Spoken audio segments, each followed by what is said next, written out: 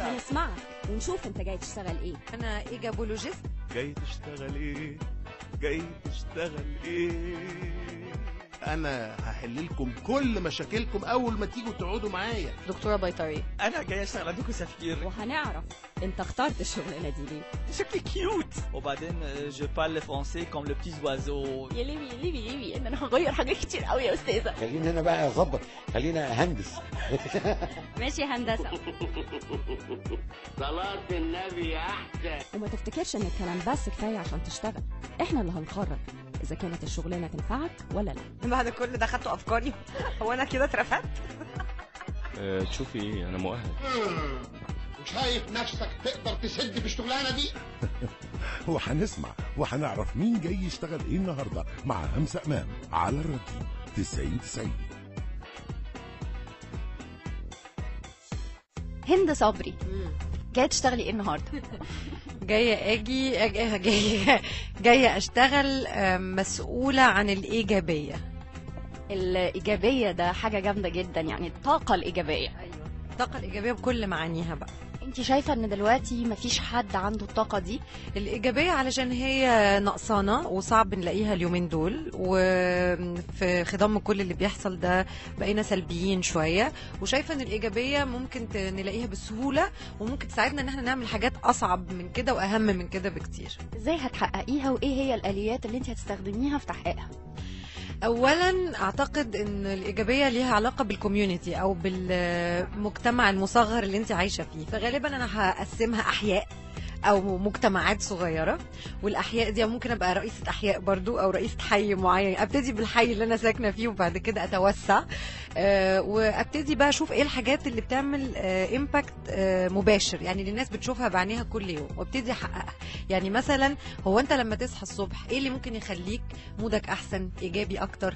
ان انت تشوف شوارع نظيفه، وان انت تشوف مثلا بنايات حلوه الوانها مبهجه حلوه، تشوف شوارع كده تديك طاقه، تديك اقبال على الحياه. يعني هتتعاوني مع وزارات تانية في تحقيق هدفك؟ ايوه، هتعاون مع وزاره الاسكان ومع وزاره البيئه ومع المرور، وايه كمان، هم دول الثلاثه الاساسيين يعني. والصحه والبيئه، وزي ما انت قلتي كمان مهم جدا التخطيط مهم جدا علشان احنا نحس ان احنا مسؤولين عن الانفايرمنت او المناخ المباشر اللي احنا عايشين فيه. لو في انتماء للمكان وللمجتمع اللي احنا عايشين فيه ده، هيبقى فيه بقى ساعتها طاقة ايجابية تخلينا كل شوية نهتم بحاجات اهم بكتير، بتعليم الاطفال، بالصحة، بحاجات كتير. بس انا شغلانتي اللي انا جاية اشتغلها النهاردة ليها علاقة بالحاجات اللي بنشوفها. طيب، مقومات شخصية هند صبري ايه في تحقيق الهدف ده؟ الصرامة، الحدة ساعات علشان الناس كلها تسمع الكلام. ثواب وعقاب جامد جدا. طبعا. بس مش بقى العقاب التقليدي ومش الثواب التقليدي برضو. يعني ممكن احفز مثلا الشباب انهم يبتدوا يدهنوا، حتى عارفه القمامات الكبيره دي، المفروض انهم في افكار حلوه قوي ممكن نجي نطلعها من على الانترنت. في صور، في مدن في البرازيل عملتها، مثلا في تونس عملوها، انهم يجوا مثلا يرسموا على القمامات الكبيره دي، او انهم يدهنوا مثلا مكان، منطقه عشوائيه بالكامل تدهن الوان. مش لازم، اصلا دي مش محتاجه فلوس، احنا ناخد الوان اخضر واحمر واصفر ونجيب حد كده من فنون جميله او حد فنان كده يدينا هو بس تخطيطه للموضوع، وبعد كده الشباب هم نفسهم اللي يدهنوا البيوت. ممكن يعني في حاجات مش محتاجه فلوس كتيره ومش محتاجه تخطيط سنين، في حاجات ممكن تبقى سبونتينيوس عفويه وتطلع من شباب بس احنا نؤمن بيهم. فانا برضو شغلانتي فيها جزء ايمان بافكار الشباب. هنعرف انت جاي تشتغل ايه النهارده مع همسة امام على الراديو 90. انت جاي تشتغل ايه النهارده على الراديو 90 مع همسة امام. هتتعاملي ازاي مع الموظفين اللي تحت ايدك؟ هتبقي بتديهم اوامر من غير ما انت تبيني لهم انت عايزه ليه الاوامر دي تنفذ؟ يعني مجرد اطلب ينفذ؟ لا بالعكس خالص بقى، هخليهم يبتدوا، كل موظف يبتدي بالمكان اللي هو ساكن فيه. عشان يحس كده ان هو عامل، يعني ان الشغل ده بيفرق في حياته اليوميه، مش بيفرق كده قلم على ورق او حبر على ورق، لا بيفرق في الحياه اليوميه بتاعته، هو بتاعت اسرته، وبيشوف اطفاله مبسوطين وهم صاحيين الصبح كده، وبيشوفوا الوان حلوه حواليهم. فلو كل حد شاف التاثير بتاع شغله، لو شافه على طول ممكن يعمل حاجات اكتر بكتير من نفسه. هحفزه، يعني الحوافز هتبقى طبعا ماديه، بس يعني اكثرها هتبقى سيكولوجيه. طيب احنا اتكلمنا دلوقتي على الإيجابية اللي هي بتشوفها العين، لكن الإيجابية النفسية ازاي تتحكمي فيها؟ انه الأشخاص، في أشخاص احنا بنعرفهم ان هم بيكونوا كئيبين شوية، ازاي تقدري تتحكمي في حاجة زي كده؟ ما هم مرتبطين، اللي تشوفه عينك ده بيترجم بعد كده الى مود عام.